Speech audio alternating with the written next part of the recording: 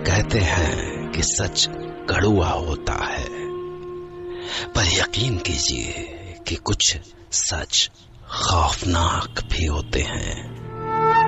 और दुआ कीजिए कि वो खौफनाक सच कभी आपसे न टकरा जाए, क्योंकि वो सच बीते हुए कल की शक्ल में होते हैं और अक्सर ना भुलाए जा सके दर्द की शक्ल में भी।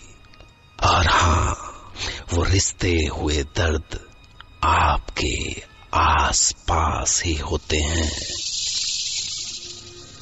सुबकते हुए, कराहते हुए और कभी कभी इंतकाम लेने को तड़पते हुए भी।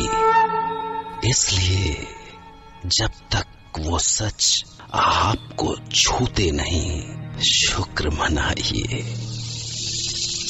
मैं डॉक्टर नागर, पेशे से मनोवैज्ञानिक और पैशन से ह्यूमन माइंड का फैन, हर रात आपके पास लेकर आता हूँ मुझसे मिले कुछ लोगों की आप बीती, कुछ घटनाएं जिन्हें सुनकर आप सोचने पर मजबूर हो जाते हैं।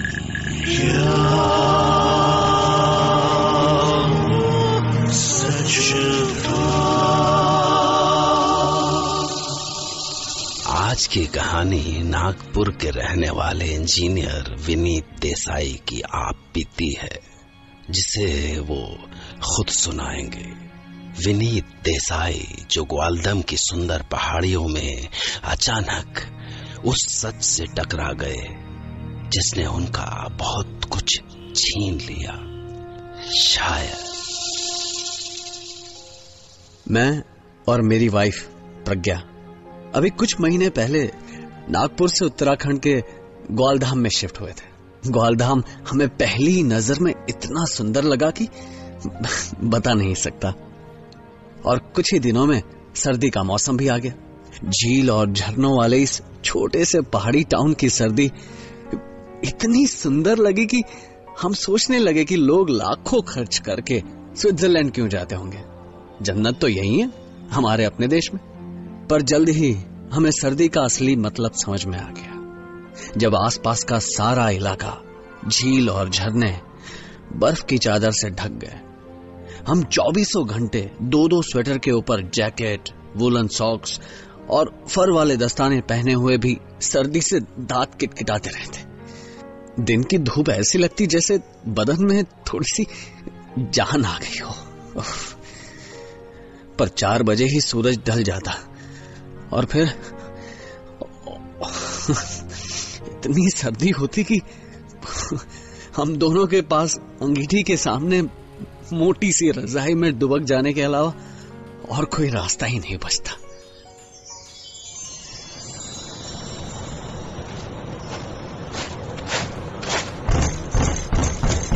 आई देर लग गई आज साइड पे। अब अंदर भी आने दोगी या यही सवाल करती रहोगी? सॉरी बाहर बहुत ठंड है, जल्दी अंदर आ जाओ। Give me the bag. अंगीठी जली हुई है।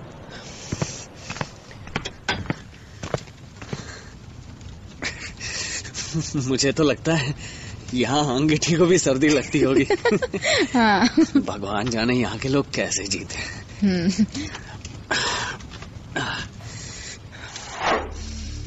अभी हम उस बर्फीली सर्दी से लड़ना सीख ही रहे थे कि कुछ ही दिन बाद हमें एक अलग सा एक्सपीरियंस होने लगा। अक्सर हमें महसूस होता जैसे किसी ने हमारे दरवाजे पर दस्तक दी हो। विनीत देखो, फिर से वही आवाज। पता नहीं, कुछ समझ नहीं आता क्या है ये। देखना तो पड़ेगा ना, कहीं सचमुच कोई हुआ तो है?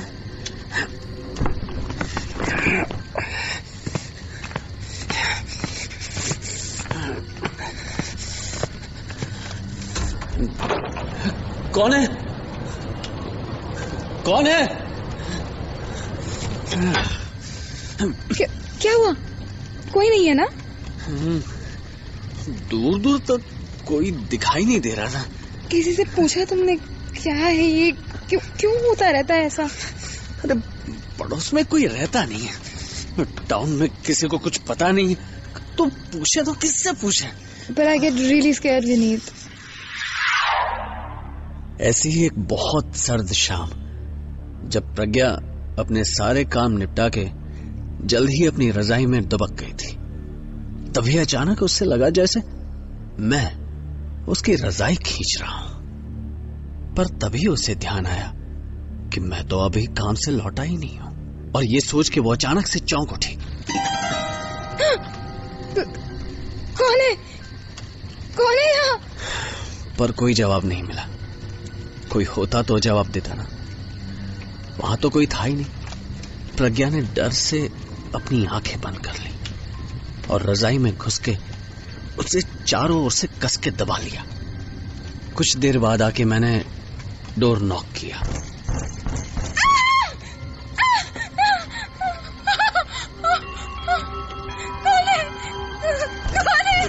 क्या हुआ प्रज्ञा?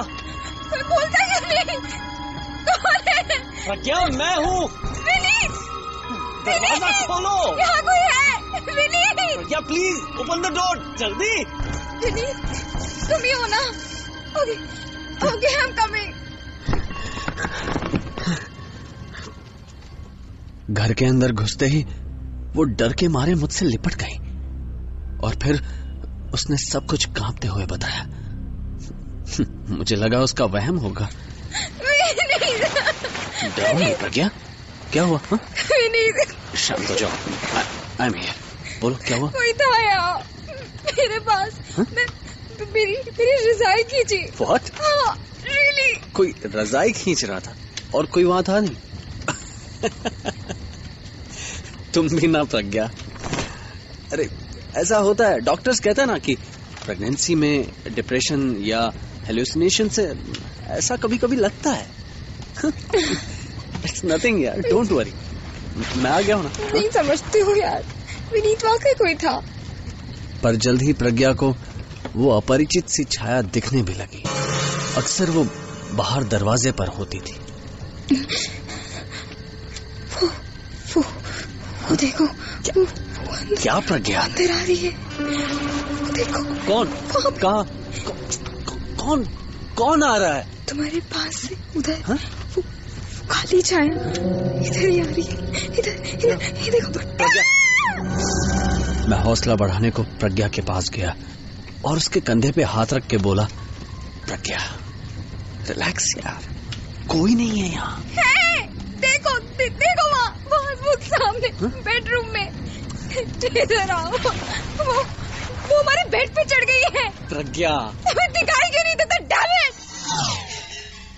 प्रज्ञा ने मुझे कितना बताने की कोशिश की कि अब वो छाया उसे साफ साफ दिखाई दे रही है, पर मैं कैसे मानता, क्योंकि मुझे कुछ नहीं दिखाई दे रहा था।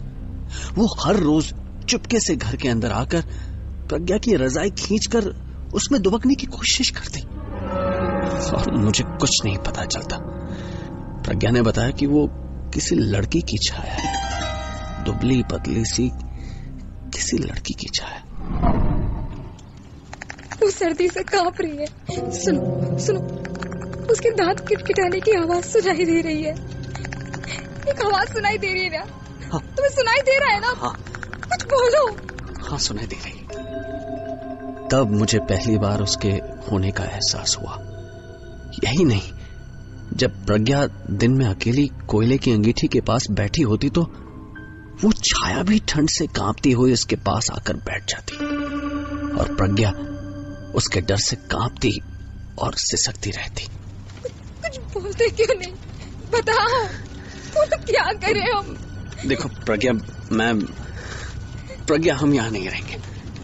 मैं कोई और घर देखता हूँ। हाँ?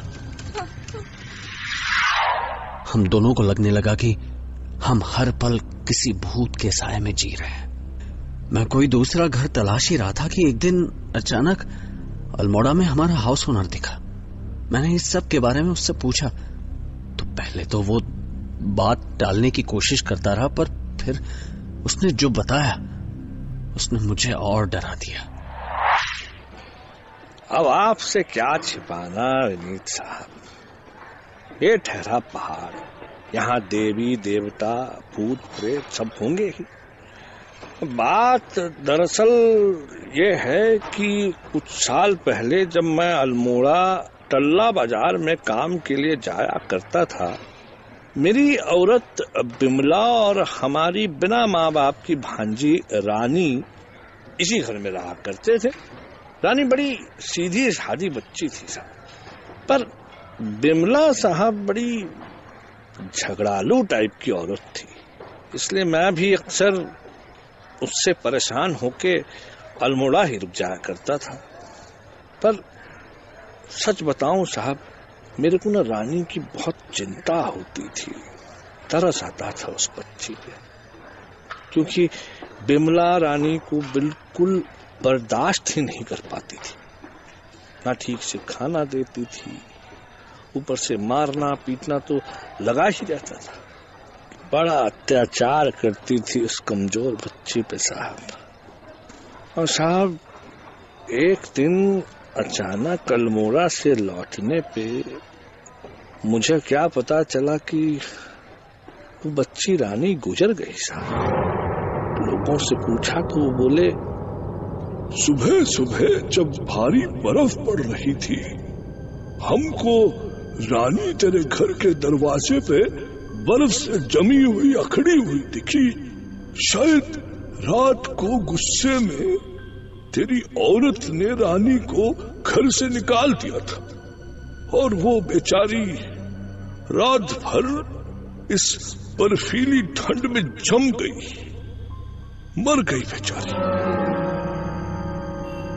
और साहब उसके कुछ दिन बाद मेरे को एक सुबह बिमला भी वैसे ही दरवाजे के बाहर बर्फ में ठंड से अकड़ी हुई मिली। दम निकल चुका था उसका। क्या जाने जब सारे ग्वालधाम में ऐसी जोर की बर्फ पड़ रही थी तो वो औरत घर के बाहर करने क्या गई थी। ये सुन के मैं बहुत डर गया और उस घर को छोड़ने का पक्का फैसला कर लिया। पर अभी मैं कोई और घर ढूंढ ही रहा था कि मुझे एक अर्जेंट काम से हेडक्वार्टर दिल्ली जाना पड़ा। मैं प्रज्ञा के लिए बहुत परेशान था, क्योंकि प्रज्ञा 9 महीने की प्रेग्नेंट थी और हमारा बच्चा कभी भी आ सकता था।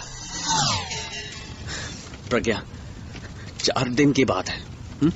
दिल्ली से आते ही हम दूसरे घर में चले जाएंगे, पर मुझे चिंता है तो तुम्हारी प्रेगनेंसी की।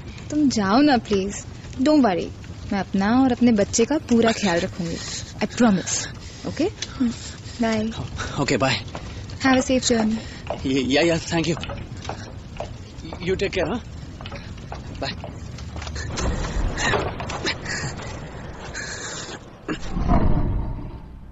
मजबूरी में प्रज्ञा को अकेले ही उस घर में 4 दिन काटने पड़े। जिस दिन मैं ग्वालधाम से बाहर रहा, हर मिनट प्रज्ञा की ही चिंता करता रहता था। और आखिरकार जब मैं ऑफिस का काम निपटा कर घर लौटा तो दरवाजा खुला देखकर कुछ परेशान हो गया। बाहर से आती बर्फीली हवा से बचने के लिए मैंने दरवाजा बंद किया।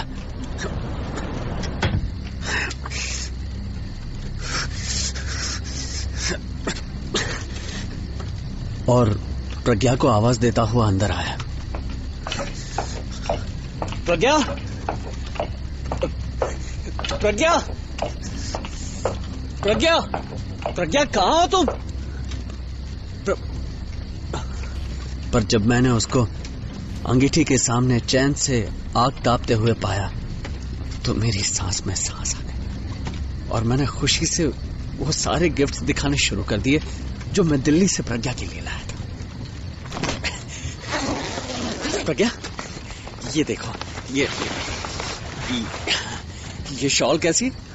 Beautiful, isn't it? पश्मीना है, पश्मीना।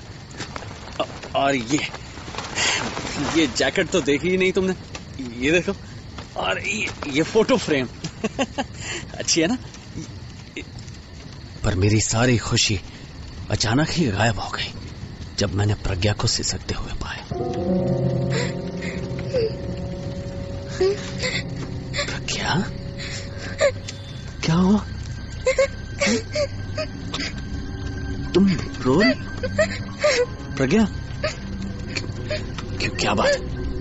क्या हुआ प्रज्ञा? प्रज्ञा बताओ, प्रज्ञा बताओ। Is everything all right? बोलो प्रज्ञा। तब जो प्रज्ञा ने मुझे बताया, उसे सुन के ऐसा लगा जैसे मैं भी ग्वालधाम की बर्फ में जम गया हूँ।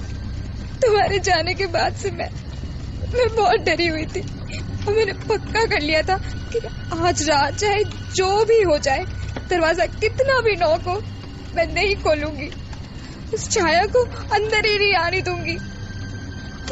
और कुछ देर बाद हर दिन की तरह नॉक होना शुरू हुआ और मैंने दरवाजा नहीं खोला। पर जब बहुत नॉक होने के बाद भी मैंने दरवाजा नहीं खोला तो उस छाया ने आवाज देनी शुरू कर दी। मामी, दरवाजा खोलो, मामी, बहुत सर्दी है, मामी, मामी।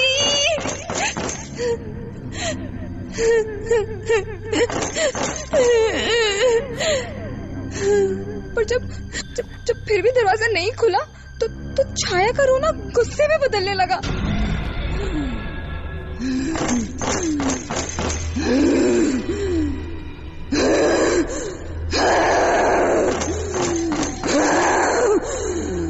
जाने कहां से आई उसमें इतनी ताकत, इतनी जोर से दरवाजे को धक्का दिया कि लोहे की कुंडी खिलौने की तरह टूट गई।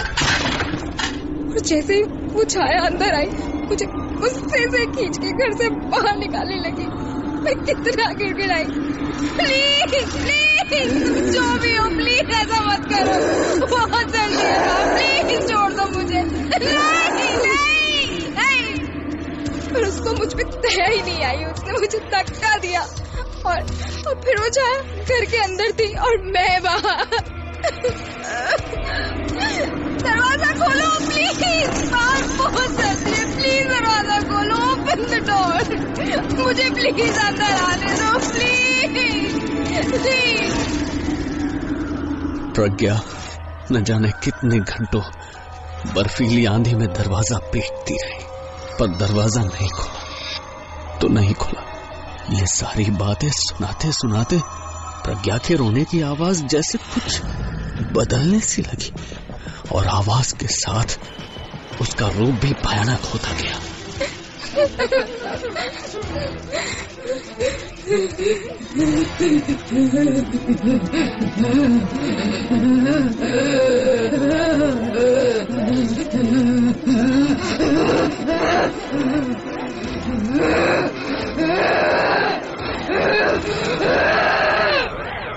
मुझे विश्वास नहीं हुआ कि मैं देख क्या रहा हूँ, क्योंकि कुछ ही देर में प्रज्ञा की जगह प्रज्ञा की छाया बैठी दिखाई दी और फिर मेरा ध्यान उसके बगल में गया जहाँ उस लड़की की छाया भी बैठी हुई थी जिसने प्रज्ञा को इस हाल में पहुंचा दिया था। तभी मुझे ध्यान आया कि जब मैंने प्रज्ञा को अंगीठी के पास बैठा पाया तो उसका पेट बिल्कुल नॉर्मल था। I mean, कोई प्रेगनेंसी नहीं थी। कैसे, मतलब हाउ इज इट पॉसिबल? और तभी जोर से दरवाजा पीटने की आवाज आई। कौन है? कौन है? पापा, दरवाजा खोलो, मैं हूँ।